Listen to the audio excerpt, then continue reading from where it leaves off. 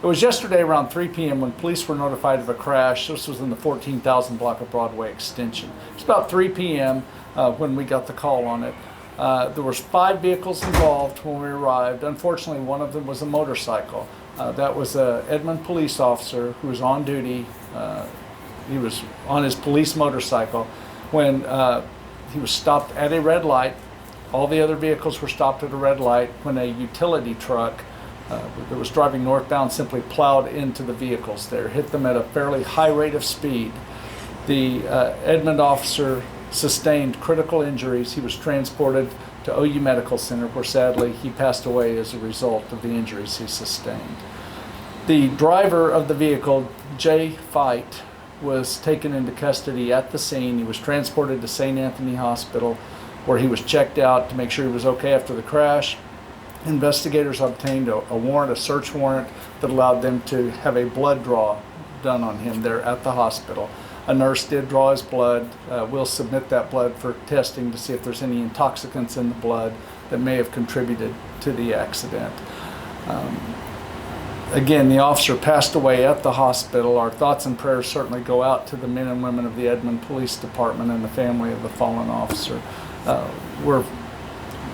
We don't see too many of these deaths of officers in this part of the country, thankfully, but when it does, it's a terrible tragedy. When you sign up for a job to do something like this, obviously you know that there's risks involved, but it doesn't make it any less heartbreaking when it happens. At this point, the investigation's still in the very early stages. We're still trying to determine speeds that were involved, the dynamics of the crash to see exactly what happened and how it happened. And again, we're waiting on information on the blood draw. That information I'll release to you all as I get it, but sometimes it takes days, if not weeks, to get it. But that's where the investigation stands at this point. So he was booked in on second-degree murder? Right, second-degree murder charge for now. And there will be charges added to that, traffic charges that were involved in the crash. And those charges can always be amended by the DA's office depending on what the blood tests show. Was there a suspicion that he was under the influence of something? We just want to make sure that we're crossing our T's and dotting our I's and covering all of our bases on this. It's not unusual to do a blood draw on somebody that's involved in a fatal crash. In fact, it's really quite the norm to do. So we just want to do it to make sure that everything here is on the up and up, that we're covering our bases. If there's intoxicants in the system, that's something the DA will have to deal with on that. But again, it's not out of the ordinary to do a blood draw on a fatal crash. Were there any other injuries?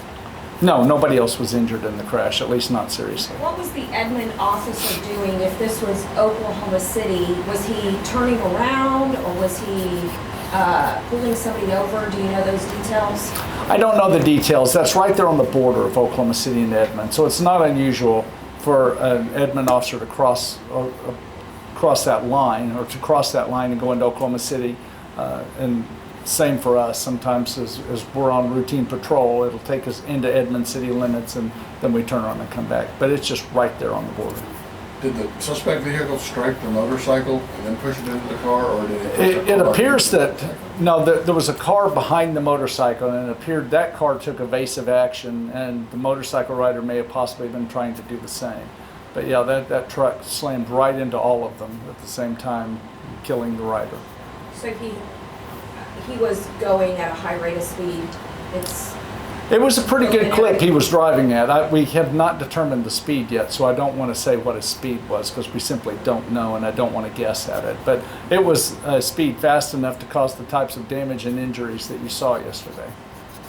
And the Signal 30 pulls the computer and can determine that sort of stuff? Right, there's several things they do. There's a black box in most vehicles that we're able to pull, but there's also mathematical equations that we use to determine that based on the weights of the vehicles, the momentum involved, the skid marks at the scene. There's all sorts of factors that go into that, but they can get a very accurate determination as to how fast the vehicle is going by the time the investigation's over. The driver have a previous history? You know, I don't know. I don't know anything about his history.